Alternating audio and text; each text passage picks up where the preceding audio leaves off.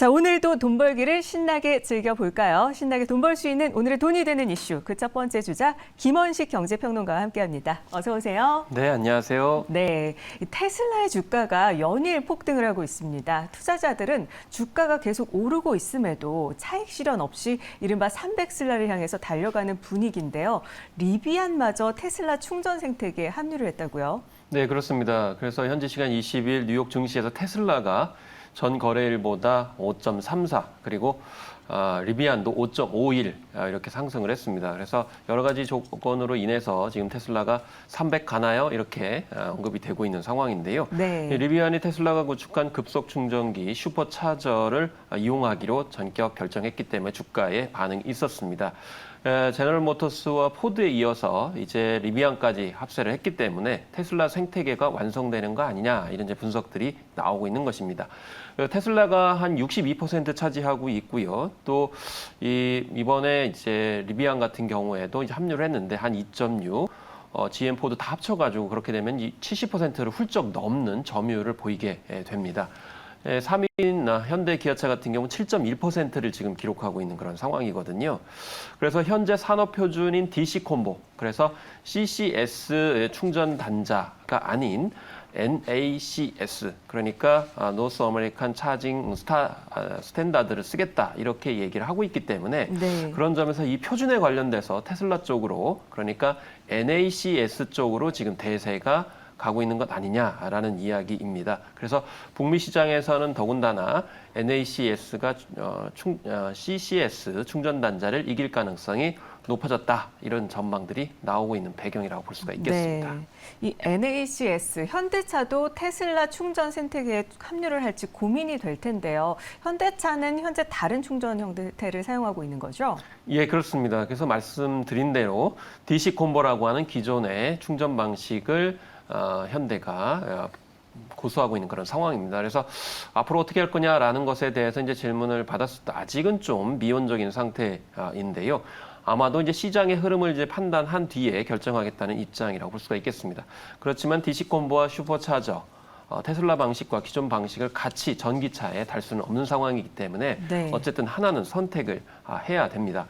만약에 DC 콤보를 이대로 유지하게 되면 지금 70% 점유율을 넘어가고 있는 그런 상황이기 때문에 기존의 고객들이 이탈할 가능성도 충분히 예견이 가능합니다. 장재원 현대차 사장은 최근에 한 행사에서 NACS가 지금 화두인데 많은 고민을 하고 있다 이렇게 얘기를 했습니다만은 당장에 바꿀 계획은 이제 표현하지 않고 있습니다. 실제로 우리는 800 정도의 초고속 충전을 하고 있는데 500인 슈퍼차저에 연결을 하게 되면은 이것이 지금 충전 속도에서 늦어가지고 시간이 걸리고 있다. 그렇기 때문에 바뀌지 못하는 그런 속내를 표현하기도 했었는데요. 김웅수 현대차 GSO 같은 경우에도 장기적으로는 데이터와 부가 서비스 등이 테슬라에 종속될 수 있다라는 점을 또 직접적으로 표현했기 때문에 이런 점에서 아직은 머뭇거리고 있는 거고요. 그래서 고객 중심으로 가긴 가야 되는데 단기, 중기, 장기적으로 고민하겠다. 이런 입장을 표하고 있습니다. 그렇지만은 업계에서는 테슬라 슈퍼차저가 이미 대세론으로 정착했기 때문에 비미국 완성차 제조사들도 따를 수밖에 없을 것이다. 이런 분석을 내놓고 있습니다. 네. 자, 그리고 이 테슬라가 인구 대국, 인도에 공장을 설립하고자 하는 의미는 어떤 걸까요? 사실 테슬라가 중국 상하이에도 그렇고 독일의 브란덴부르크에도 생산 공장을 두고 있습니다. 네. 그런데 이제 테슬라는 포부를 밝혔죠. 2030년에 이르기까지 연간 2천만 대를 판매하겠다 이렇게 밝히고 있는데, 그러려면은 자동차 조립 공장과 배터리 생산에 대규모 투자가 필요하고 공장 증설도 필요합니다. 그런데 상하이와 또 브란덴부르크를 비교했을 때 뭐 토지 가격이라든지 뭐 인건비라든지 이런 것들을 생각하고 또 앞으로 잠재적인 시장성을 생각했을 때는 인도만한 곳이 사실상 없다라고 테슬라가 판단을 하고 있는 것이죠. 그래서 인도 대국이고 또 현재 정치 경제 공학상 인도가 또 유력한 곳으로 떠오르는 것은 미중 분쟁이 벌어지고 있는 그런 상황 속에서 지금 미국이 전략적으로 인도를 굉장히 부각시켜주고 있고 또 지원과 협력을 하고 있는 그런 상황입니다. 그렇기 때문에 인도 측도 테슬라 공장 유치에 굉장히 적극적입니다. 모디 총리가 22일 조 바이든 미국 대통령과 만나서 일단은 첨단 경전투기 엔진 제조 공장 유치에 대해서 얘기를 합니다만은 이런 군사적인 어떤 협조뿐만이 아니고 앞으로 무역이라든지 기술, 에너지 협력으로 확대할 계획을 갖고 있기 때문에 그런 면에서 이 전기차 공장 유치도 굉장히 매력적일 수밖에 없다 이렇게 얘기를 하고 있습니다. 물론 테슬라와 인도 정부 사이에 자동차 수입 관세 인하 논의에서 좀 약간 이견이 있었습니다. 이 테슬라 입장에서는 많이 또 이렇게 인하하고 뭐 이런 것들을 추진했습니다만 이게 좀 교착 상태에 빠졌었거든요. 네. 근데 최근에 다시 협상을 재개를 했고 또 테슬라가 충전소 사용료라는 새로운 수익원을 또 창출했기 때문에 이런 점들이 좀 복합적으로 작용을 해서 인도의 그런 청사진이 밝다고 볼 수가 있겠습니다. 네, 이 테슬라의 질주, 인도로의 움직임도 눈여겨봐야겠습니다. 네, 그렇습니다. 자, 그리고 원엔 환율이 8년 만에 800원대에 진입을 했습니다. 엔저의 일본 자유여행 매출이 크게 늘어나면서 이 이커머스 업계도 일본 여행 준비에 열을 올리고 있죠. 그렇습니다. 유메프 같은 경우는 뭐 이달 1일부터 18일 동안 일본 항공권 매출액이 전년 동기 대비 무려 37,000%나 늘었다 이렇게 밝혔습니다. 또 일본 패키지와 일본 자유여행을 합한 일본 매출액도 3,900포인트, 거의 4,000포인트 증가했다. 이렇게 볼 수가 있겠고요. 네. 많이 가시는 곳이 이제 1위는 도쿄고, 그 다음에 오사카, 후쿠오카 등을 이제 많이 예약하시는 것으로 이커머스에서 나타났습니다. 기존의 하나투어 같은 경우는 12일에서 18일까지 일본 여행 예약률이 전주와 비교했을 때 30% 가까이 증가했고, 또 참 좋은 여행에서도 2018년과 같은 기간 비교했을 때 2배 넘게 증가한 것을 실제로 데이터로 볼 수가 있겠습니다. 티몬 같은 경우에도 패키지 상품 기준으로 전년 동기 대비보다 850% 증가를 했고요. 또 지마켓도 일본 패키지 상품 매출이 2,500%, 현지 투어도 3,300% 이렇게 증가를 하고 있기 때문에 확실하게 지금 많이 일본을 가고 계시다라고 볼 수가 있겠습니다. 한편 일본 직구가 굉장히 지금 화랑입니다. 네. 2분기에도 추가적으로 엔화 가치가 떨어지면서 직구 수요가 더욱 늘어났을 것으로 지금 현재 예측이 되고 있습니다. 이렇게 되면 일본 관광객의 상품을 팔아야 하는 면세점은 좀 울상인 그런 상황이 되고 있습니다. 롯데 면세점도 지금 10% 정도 1일에서 18일까지 좀 하락한 것을 좀 볼 수가 있는데요. 어쨌든 엔저 현상으로 일본 시장의 매력도가 상승하면서 올해 또 이른 휴가를 고민하고 있는 분들이 많다 보니까 지금 현재 6월에도 이렇게 많은 예매율 또 방문율을 보이고 있고 또 관련 업계에 반영이 되고 있습니다. 네, 이런 엔저의 배경은 어디에서 찾아볼 수가 있을까요? 아무래도 일본 정부의 강력한 의지라고 볼 수가 있겠고 이걸 네. 이제 실현하고 있는 일본 은행의 정책적인 흐름이 계속 견인되고 있기 때문에 상당 기간은 아마 일본 엔화의 저류 흐름이 예측이 되고 있습니다. 일본은행만 통화 완화 정책을 고수하고 있습니다. 주요 중앙은행들은 통화 정책 기조를 강화하고 있는 그런 상황입니다. 그 이유는 바로 인플레이션을 잡기 위한 것입니다. 결국 일본 같은 경우는 인플레이션은 약간 포기하고 있는 그런 상황이라고 보시면 되겠습니다.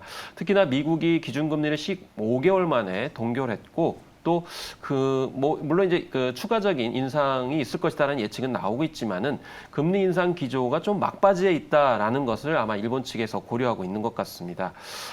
통화 완화적인 정책 결정을 계속하면서 앞서서 말씀드린 대로 인플레이션은 지금 해소가 되지 않고 있는 그런 상황입니다. 일본의 소비자 물가 지수 같은 경우는 지난해 12월과 올해 1월 각각 4.3% 기록을 하고 있기 때문에 높다라고 볼 수가 있는 거거든요. 그렇지만 일본행 같은 경우는 좀 딜레마가 있는데 지금 부채율이 너무 많다 보니까 이것으로 이제 그 기준금리를 끌어올릴 여력이 다른 나라에 비해서는 좀 현저히 부족하다는 점이 지적이 되고 있습니다. 실제로 2020년 통화 완화 정책을 시작하면서 일본의 국가 부채는 190%대에서 지금 227%대까지 올라가고 있는 그런 상황이거든요.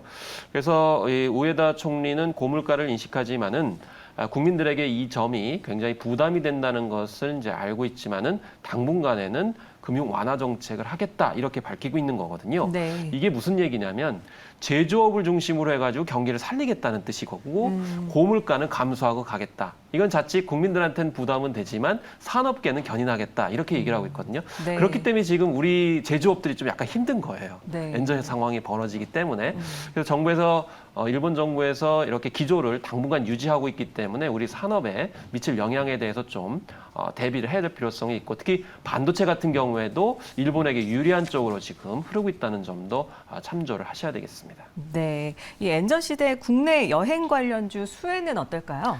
사실 국내 여행주 같은 경우는 지금 아직 약세입니다. 왜냐하면은 봄철에 선반영이 좀 많이 됐거든요. 코로나19 이후에 사회적 거리두기가 완화되고 또 해외로 많이 가시는다는 점에서 봤을 때 주가에는 이미 좀 선반영이 돼서 하나투어 같은 경우도 20일에 좀 약간 7% 정도 하락했고요. 모두투어는 약간 좀 올랐습니다.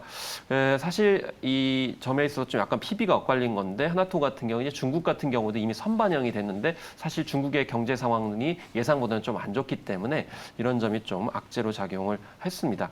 다만 이제 모두투어 같은 경우에는 비교적 저렴한 패키지 판매에 집중하면서 시장 점유율을 지금 올리고 있는 그런 상황이거든요. 네. 이제 이런 점 때문에 약간의 주가에 반영이 되고 있는 그런 상황이다라는 것이고 또 다른 관련 기업들 하나토와 롯데관광개발 같은 경우에는 매년 1,000억 원대의 적자를 기록했습니다만은 모두투어 같은 경우는 200억 원대로 적자가 좀 많이 줄어들고 있는 그런 상황이기 때문에 이런 네. 점들이 이제 주가에 반영이 되고 있다라는 점도 참고하시면 좋겠습니다. 네.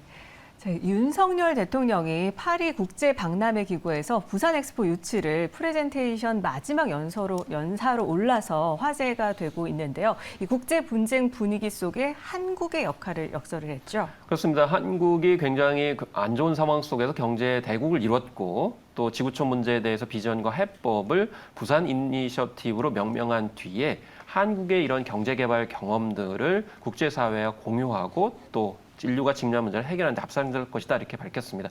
사실 우크라이나 사태 같은 경우는 이제 재건 사업을 해야 되거든요. 그렇기 네. 때문에 우리만큼 그 재건에 관련된 노하우가 많은 나라도 없기 때문에 이제 그런 부분을 어필했고 그것을 또 반영할 수 있는 것이 부산 엑스포다라는 점을 언급을 하면서 그동안에 93년에 대전, 2012년 여수에서 박람회를 한 노하우를 좀 강조를 하면서 유치에 힘을 실었습니다. 네, 그렇다면 이 부산 엑스포 유치 결정 결론은 언제 나나요? 네, 그래서 올해 11월입니다. 제73회 이제 총회에서 179개 회원국을 대상으로 비밀 투표를 합니다. 회원국이 3분의 2 이상 출석을 해야 되고요. 3분의 2 이상 지지를 받아야 됩니다. 3분의 2 이상 지지를 못 받게 되면 가장 적은 표를 받은 후보를 빼고 다시 결선 투표를 하게 되고 최종 2개 후보만 남았을 때는 더 많은 표를 받은 곳이 엑스포를 결정할 도시가 되는데요. 지금 현재 우리의 부산, 그리고 이탈리아의 로마, 사우디아라비아, 리아 이렇게 3개 도시가 최종 후보로 되었고 우크라이나 같은 경우는 최종 탈락한 그런 상황입니다. 네, 기대를 좀 걸어봐야겠습니다. 자, 그리고 1분기와 2분기에 연속으로 오른 전기요금이 3분기에 동결이 됐습니다. 나름 반가운 소식인데 어떻게 된 건가요? 그렇습니다. 1kW시당 연료비 조정 단가 요금을 5원으로 유지한다 이렇게 밝혔습니다. 그래서 7월에서 9월 전기요금은 2분기 그러니까 4, 6월, 5월 16일 이와 같은 136.23원이 적용된다라는 이제 소식입니다. 국민의 부담을 생각을 해서 인상이 쉽지 않겠다라고 강경성 산업통상부 2차관이 밝힌 적이 있는데 그것이 이제 실현됐다라는 겁니다. 지난달 2분기 전기요금을 1kW시당 8원 올린 데 이어서 전력 사용이 급증하는 여름을 앞두고 이 한 달 만에 다시 또 요금을 올린다는 건 참 정치적으로도 부담이 될 수 있다라는 건데요. 네. 이미 지난해부터 5차례 걸쳐가지고 총 40원을 올렸거든요. 윤상률 한 40% 정도 되는 거죠. 네. 그래서 국제 에너지 상승분이 반영되진 않았지만 이미 전기요금이 많이 오른 그런 상황이기 때문에 부담이 될 수 있다는 점이 작용한 것 같습니다. 네. 그리고 이 정부 라면 가격 인하 압박에 대해서 업계 반응이 어떤지 궁금합니다. 일단 추경호 부총리 겸 기획재정부 장관이 한 방송에서 좀 협조를 구했거든요. 이제 그때만 해도 라면 업계에서는 좀 부정적이었습니다. 가격 인하 계획이 없다 이렇게 밝혔습니다. 사실 국제 밀 가격이 하락했기 때문에 이런 점을 반영을 해서 라면 업계에 이제 부탁을 한 건데요. 그렇지만은 이제 업계에서는 밀가루 가격만 있는 건 아니다. 원부자재 비용도 있고 뭐 스프에도 여러 가지 재료가 들어갑니다. 인건비 물류비이기 때문에 어렵다라고 했습니다만은 그날 오후에 이 정부에 맞서는 것으로 비춰질 가능성이 있기 때문에 이 고통분담 반담을 찾는 그런 이제 대안을 기업이 내세우면서 특히 농심이 그런 전향적인 제세를 내세우면서 다른 라면 업계도 따르는 그런 상황이 됐습니다. 사실 정부에 맞서는 입장을 하게 되면 좀 부담이 되기 때문에 이런 네. 점이 작용한 것 같습니다. 네, 전반적인 식품 가격 인하로 번질 수 있을지 좀 지켜봐야겠습니다. 네, 그렇습니다. 네, 지금까지 돈이 되는 이슈 김원식 경제평론가와 함께 자세히 살펴봤습니다. 오늘 말씀 고맙습니다. 네, 감사합니다.